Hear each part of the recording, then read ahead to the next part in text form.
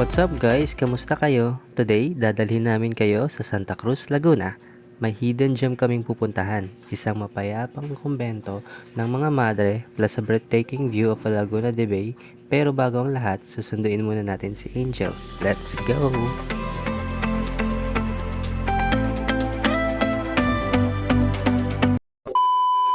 We are waiting for a jeep. Say hello.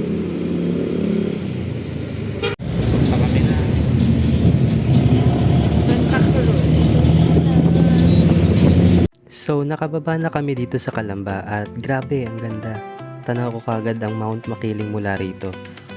Nandito kami ngayon sa Calamba Central Terminal. Kung mahilig kayong mag-commute, ito talaga ang pinaka-hub. Napakaraming sakayan dito papunta sa iba't ibang bayan ng Laguna tulad ng Las Bañas, Santa Cruz, San Pablo, Canlubang, Cabuyao, Binyan, Santa Rosa at San Pedro. Abot din ang sakayan hanggang Batangas tulad ng Tanawan, Malvar at Lipa City. Literal na isang terminal lang kahit saan pwede ka nang makarating. Sumakay na kami ng jeep biyaheng Santa Cruz. Ang layo nito ay nasa 32.8 kilometers, kaya medyo mahabang biyahe at upuan ito.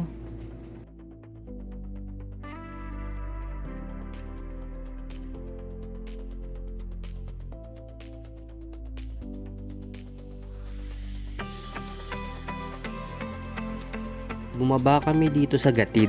Dahil maaga pa, nag-quick stop over muna kami sa 7-Eleven. Tapos sumakay na kagad kami ng tricycle. Let's go!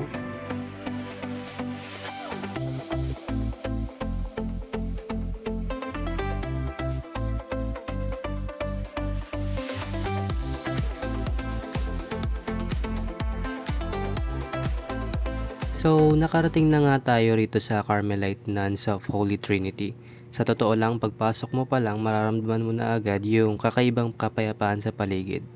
Ang Carmelite Monastery dito sa Gatid ay kilala bilang isang cloistered convent. Ibig sabihin yan guys, puro mga madre lamang ang eksklusibong naninirahan sa loob. Did you know, mahigit 3 dekada na itong nagsisilbing tahanan ng mga contemplative sisters natin. Sila yung mga madreng nag-alay ng kanilang buhay sa tahimik na pagdarasal, taimtim na pagninilay at paggabay sa atin sa pamamagitan ng panalangin.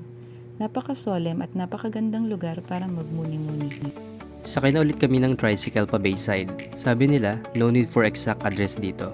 Banggitin mo lang kung sino nakatira doon, kabisado na agad ng mga driver dito.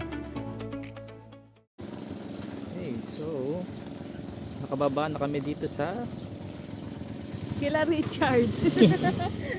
Bayside. This is Bayside.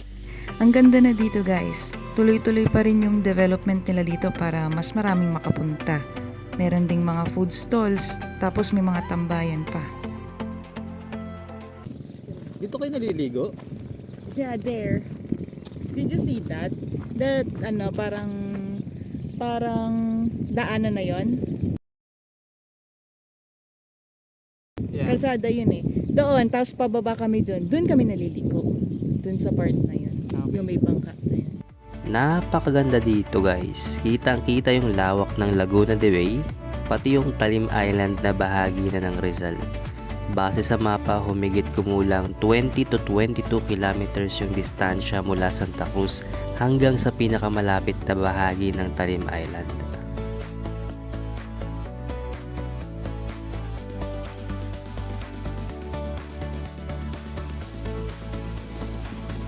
After checking Bayside, pupuntahan na sana namin yung tinuro ni Angel. Pero bigla kaming napastop dito sa malawak na field na to. Sobrang ganda kasi, tanaw mo yung mga taniman at yung kabundukan ng Los Baños. Kahit tirik na tirik ang araw, hindi namin pinalampas na kumuha ng pics. Ayun, ang kulit ng mga clouds, oh, yung mga formation ng clouds. Iba-iba siya. Dito mo na ito makikita yun. Akala ko talaga makiling to. Ang dilim nga doon, oh. Ayun, no, di ba? Ayun, Imagine oh. mo, ang dilim doon. Ayun, tapos parang pababa siya, di ba? Yung shade ng itim. Oo. Tapos sobrang laki ng cloud sa taas. Oh, yun nga eh. Ayun. Parang uulan. Tingin ko nga umuulan na nga doon. Oh. doon. Ayun, tinan mo yung shade ng itim na yun. Oo. Sobrang dark nung pag-ano. Oo, umuulan doon. Umuulan doon habang dito yung init.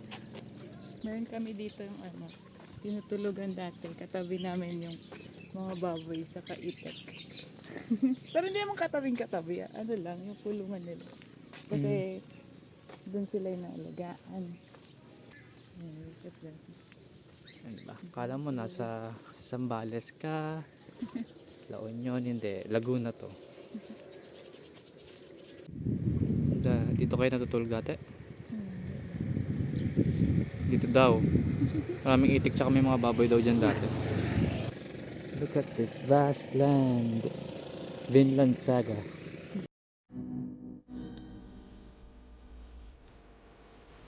So, nakarating na kami dito sa daanan na tinuturo ko kanina. Walang ganito dati guys, as in puro damuhan lang to. Ang dami nila doon. Ayun. Naliligo yan sama-sama pag umaga. Doon sa may dagat. Dito yan. Lalakad sila. Kasama niyo maligo yung mga yan. Dito sa gilid. Oh my God. Tapos kasama rin namin yung mga kabayo. Dito sila pag umaga. Kasi ganun din silang oras na labas eh. Yan. Dito daw sila naliligo. Yeah, there. Sa gilid-gilid makikita mo talaga yung mga kalabaw at baka na nakatambay. Ang sarap panoorin ng iba na naliligo at nagpapalamig sa tubig. Habang papalapit kami sa Pampang, may mga nakita rin kaming mga lokal na masayang nagtatampisaw dito. Seryoso guys, kung may dala lang talaga kaming tsinelas at pamalit, lumusong na rin kami dito. Ang sarap sa feeling na makabisita sa ganitong lugar, yung pansamantalang nakakawala ng stress sa trabaho at mga daily routine. Personally, sobrang saya ko rin na nakasama ko si Jay dito. Itong lugar na to, punong-puno ito ng childhood memories ko. At kung mahilig kayo sa photography or filmmaking, pwedeng-pwede kayong mag-shooting dito. Katulad nito. Just a stranger in the glow of digital light, dreaming of talking, but it's written in the stars, like I've known your soul and every one of your scars, an unexpected heartbeat. And that's the end of our vlog guys. Huwag kalimutang mag-like, comment, at subscribe. Kita-kits sa susunod nating paggala. Bye! It's a love that's finally kind, the gentlest soul I ever thought I'd find. Your spirit is a sunset on a golden shore, warm and calm, leaving me wanting nothing more. It's a quiet hope, a steady glowing fire, you're the peace I need and my heart's desire.